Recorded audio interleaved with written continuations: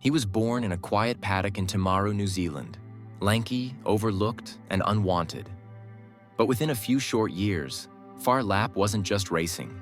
He was rewriting history. This is the story of the chestnut colt who ran from obscurity into legend. He was lightning on four legs.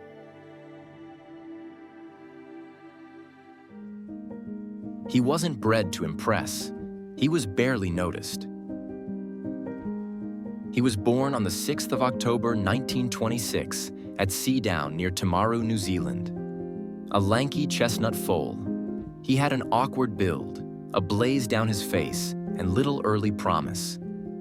His breeder, Alec Roberts, offered him up at the Trentham yearling sales. He sold for 160 guineas. Cheap, even then. David J. Davis was a Russian-born American businessman who made his fortune in Sydney through photography and importing household goods.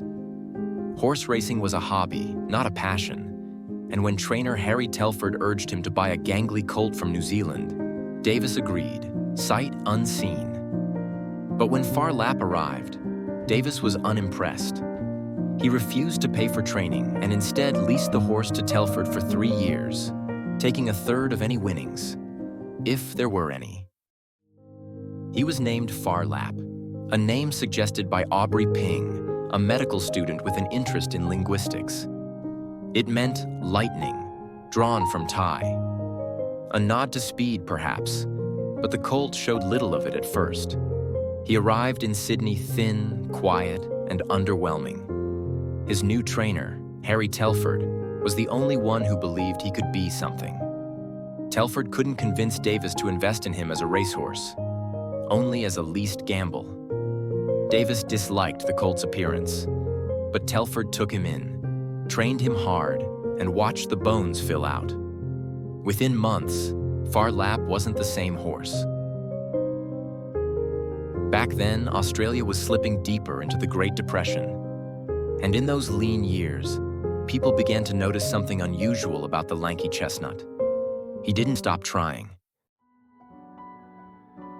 Phar Lap's start was quiet. His first 4 races, losses. The gangly chestnut wasn't much of a threat. Not yet. But trainer Harry Telford believed in long odds and hard work. He kept pushing the colt, refining the diet, conditioning the frame. Slowly, Phar Lap grew into his legs. Muscle replaced bone, gait sharpened, and something fierce flickered beneath the surface. Then came April 27th, 1929. His 5th start at Rosehill. Phar Lap wasn't the favorite, but under jockey Jim Pike, he surged ahead like the other horses weren't even moving. He won. And then, he kept winning. People noticed, not just the wins, but the way he won. From the back of the pack, never bullied, never frantic, just calm, calculated speed. By late 1930, Phar Lap had claimed race after race, AJC Derby, Victoria Derby, Cox Plate, and the crown jewel, the Melbourne Cup, carrying 61 kilograms, nearly a record weight. By then, he wasn't just winning. He was redefining what winning looked like. Strapper Tommy Woodcock slept beside him in the stables, calming the giant gelding during travel and between races. Reporters noticed their bond, gentle, wordless, deep. And the people? They adored him. Because Phar Lap didn't just race against other horses. He raced against despair. In the shadow of the Great Depression, this quiet horse became a roaring symbol of hope. By 1932, Phar Lap had done what few horses ever could. He'd won 37 of 51 races, carried near record weights, survived an assassination attempt, and still, he kept running. But Australia's racing authorities had a problem. Phar Lap was too good, too dominant, too popular, and too heavy. His owner, David J. Davis, saw opportunity elsewhere. In Mexico, at the Agua Caliente Handicap, the richest race in North America. Prize money, $100,000. The plan: take Phar Lap global. But trainer Harry Telford refused to go. He'd had enough of politics, pressure, and public scrutiny. So Phar Lap's strapper, Tommy Woodcock, became his trainer.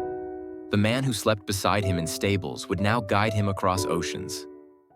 Phar Lap arrived in California in early 1932. He was housed at a ranch near Menlo Park, far from the glamour of the racetrack. But whispers followed him. American bookmakers feared him.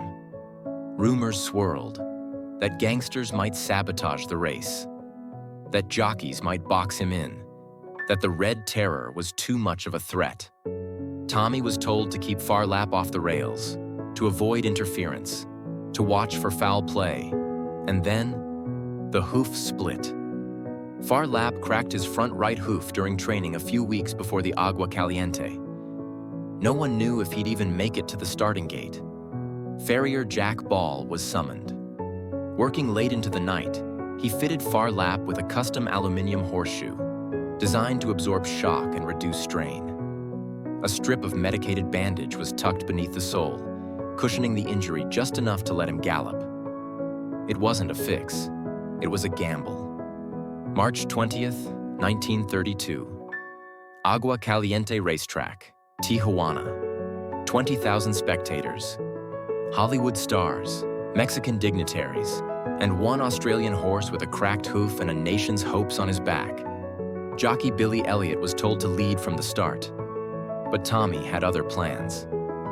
"Let him run his race," he said. "He knows what to do." Phar Lap started slow. Then, he surged, from second last to first. He won by 2 lengths, breaking the track record. And he did it with blood streaming from his hoof. Reporters called him a meteor. King George V sent a telegram of congratulations. And Tommy? He just gave him sugar and whispered, "Good boy." 16 days later, Phar Lap collapsed in his stable. He died in Tommy's arms. An autopsy revealed inflamed intestines. Some said arsenic poisoning. Others blamed tonics, feed, or infection. The truth? Still debated. Australia mourned. Not just the loss of a horse, but the loss of a symbol. Phar Lap had carried more than weight. He'd carried a nation. Phar Lap didn't just win races, he won hearts. And when he died, the grief was national. Flags flew at half-mast. Radio stations paused for silence. Telegrams poured in from across the globe. Australia hadn't just lost a horse. It had lost a symbol of resilience, grit, and quiet greatness. Phar Lap's body was divided, not out of disrespect, but reverence. His mounted hide was preserved by the Jonas Brothers taxidermists in New York, and now stands at the Melbourne Museum. His skeleton was sent to New Zealand, where it's displayed at Te Papa Museum. And his heart, weighing 6.2 kilograms, nearly twice the size of a normal horse's, rests at the National Museum of Australia. That heart became a metaphor. A heart as big as Phar Lap's. A phrase still used to describe courage, kindness, and endurance. Phar Lap's story didn't end in 1932. It was retold in books, documentaries, and the 1983 film Phar Lap, Heart of a Nation. He became a fixture in classrooms, postage stamps, and even cake tins. His image stood beside Don Bradman's, 2 Depression-era icons who gave Australians something to believe in. Some questioned the heart's authenticity. Was it really Phar Lap's? Or a draft horse's, swapped in secret? DNA testing in recent years has been inconclusive, but the symbolism remains untouched. Whether myth or muscle, that heart still beats in the national memory. He was foaled in New Zealand, trained in Australia,